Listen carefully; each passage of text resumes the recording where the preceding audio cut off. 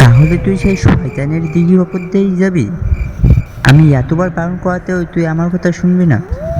তুই আমার ভয় দেখাচ্ছিস। সাঁকোটায় যে সত্যি ভূত থাকে তা আমি না দেখে বিশ্বাস করি বল? তুইও তো কখনো দেখিসনি। তাছাড়া এসব আজগুবি কথা তোর বললো কে? এই গায়ের সবাই সে কথা জানে। তুই শহরে থাকিস, সে কথা শুনবি কি করে? আমি তো ভাই ও পথে তোর সঙ্গে কিছুতেই যাব না। বাড়ি ফিরতে হলে অন্য দিক দিয়ে ঘুরে যাব, তাও ভালো। আরে চল না, আমি তো আছি, ভয় কিসের? আর বেশি দেরি করলে পথে যেতে যেতে ঝড় বৃষ্টির প্রতি দেখছিস না কেমন মেঘ ডাকছে। টিমের ইচ্ছা না থাকলেও সাইকেলে চেপে বসলো। সাইকেল চালাতে চালাতে রাতের অন্ধকারে অনেকটা চলে এসেছি। এর মধ্যে বেশ কয়েকবার গুরুম গুরুম শব্দ করে বিদ্যুৎ চমকে উঠে বৃষ্টি নেমে আসলো। সঙ্গে ছাতা ছিল না, তাই সাইকেলটা একটা বট গাছের নিচে রেখে আমরা দাঁড়িয়ে পড়লাম পাশে। আমি বললাম, নে এবার হলো তো, বৃষ্টিটা নামিয়ে ফেললি শেষে। কতবার বললাম তাড়াতাড়ি চল, তা না করে ভূতের ভয়ে আসতে যাচ্ছিস না। এ বটগাছটাই ভূত থাকে তো? ওরে কি ভূত থাকে, কি ভয় তো তুই ন্যাংটা হয়ে যাচ্ছিস রে বাবা। কি ভূত থেকে রে? ওই বটগাছটার উপর থেকে একটা ঘ্যান ঘিনে হাসির শব্দ শুনতে পাওয়া গেল।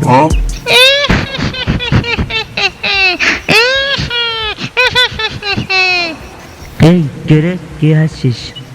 সেই সময় বিদ্যুতের ঝলক দিয়ে অন্ধকারের মধ্যে দেখা গেল একটা ছায়া মূর্তি দাঁড়িয়ে আছে সামনে।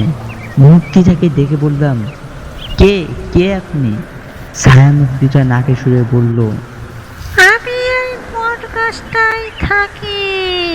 তোমরা আমার এই পডকাস্টটা কাটতে এসেছো বুঝি? না, তা কেন কাটতে যাব? দেখছেন না কেমন ঝড় বৃষ্টি হচ্ছে, তাই বৃষ্টির হাত থেকে বাঁচতে এখানে দাঁড়িয়ে গেলাম। বৃষ্টিটা কমলেই চলে যাব। তা আপনি এই বটগাছটায় থাকেন কেন? আপনার কোনো ঘর বাড়ি নেই বুঝি? তা থাকবে না কেন, কিন্তু সেখানে তো আমার যাওয়ার উপায় নেই। সে কি, আপনাকে কি বাড়ি থেকে তাড়িয়ে দিয়েছে? সে আপনার বাড়ির লোকজন বা কেমন আপনাকে তাড়িয়ে দিয়েছে? না, এখন তারা আমাকে তাড়াবে কেন? আমি নিজেই সেরে চলে এসেছি। মনে মনে ভাবলাম, পাগল নাকি লোকটা। পিছনে তাকিয়ে দেখি টিম টিম অজ্ঞান হয়ে পড়ে আছে। আমি ওকে ডাকলাম, এই এই টিম টিম, এই টিম টিম ওঠ, এই টিম টিম তোর কি হয়েছে, এই টিম টিম এই ওঠ নাকি রে ভাই। বেশ কয়েকবার ধাক্কা দিতেই ভয়ঙ্কর ভাবে চোখ মিলে বলল, ভূত ভূত ভূত ভূত।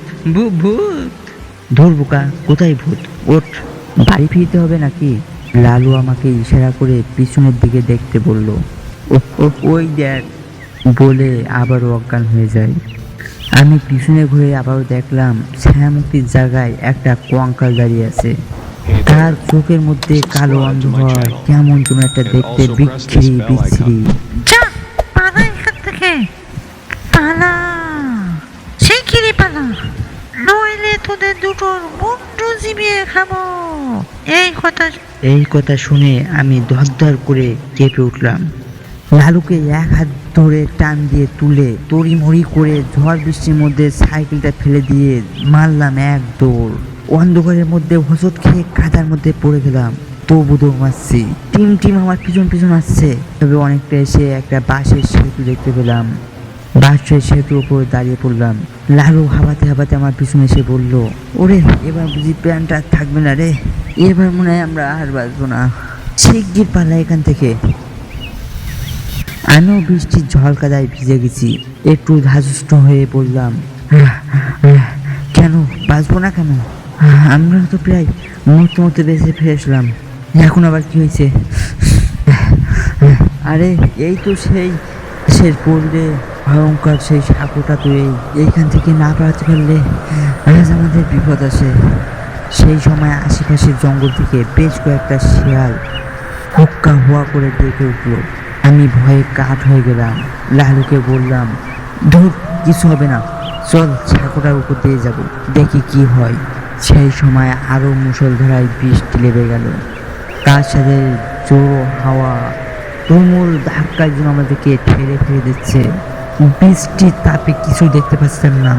টিম টিম চিৎকার করে বলল, পাশে সাগর, বাঁশ চেপে ধরে রাখ, না হলে উড়ে যাবি।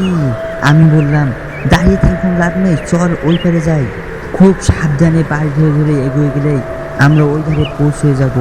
চলে আয়, আর তো বেশি পথ নেই, পৌঁছে যাব, চল। আমি সাগর বাঁশ ধরে ধরে এগিয়ে যেতে লাগলাম। লালুও পিছন পিছন আসছে।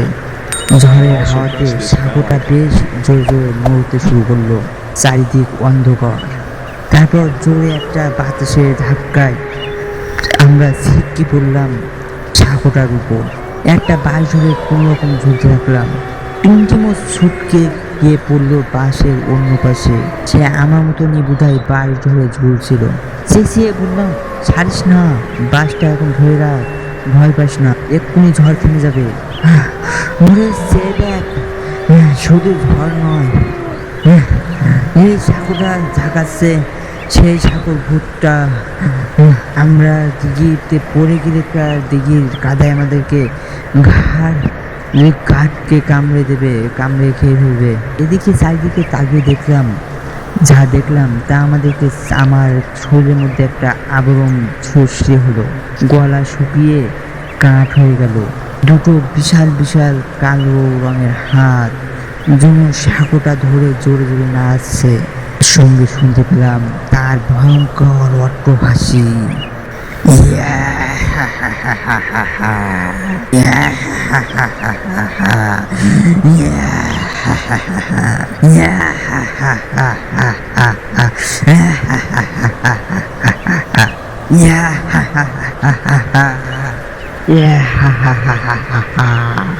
সেই হাসির শব্দে আকাশ বাতাস মুহূর্তের মধ্যে কেঁপে উঠল।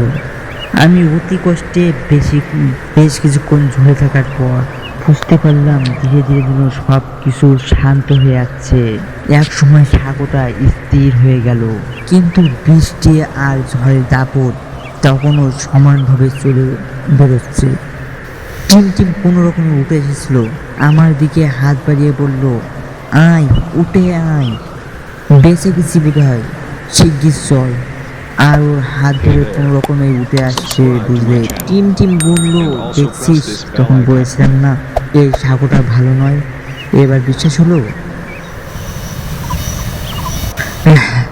হ্যাঁ ভাই, তুই ঠিকই বলেছিলি, আর জীবনেও মরে গেলে আর আসবো না, এখানে আর আসবো না। আবার সামনের দিকে জোরে পা দিয়ে হেঁটে যেতে যেতেই কেমন একটা খ্যানখ্যানি গলায় কে যেন একটা বলে উঠলো,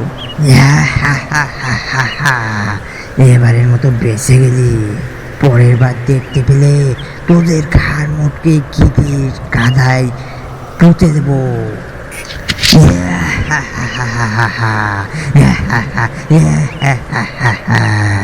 ভয়ঙ্কর সেই কথা আর হাসি শুনে সামনের দিকে দিলাম ছুট।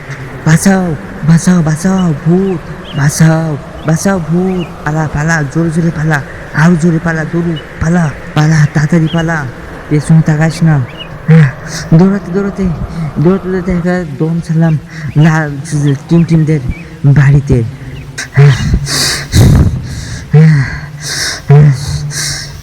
লালুকে বললাম, এই নাক কান মুলছি, আর আর তোর কথা অবিশ্বাস করব না, তুই আমাকে ক্ষমা করে দে ভাই। লালু আমার কাঁধে হাত রেখে বলল, ঠিক আছে, কিন্তু আমাদের সাইকেলটা, এটা তো আনতে হবে। স্যার, কালকে গিয়ে নিয়ে আসবো, চল ঘরে চল।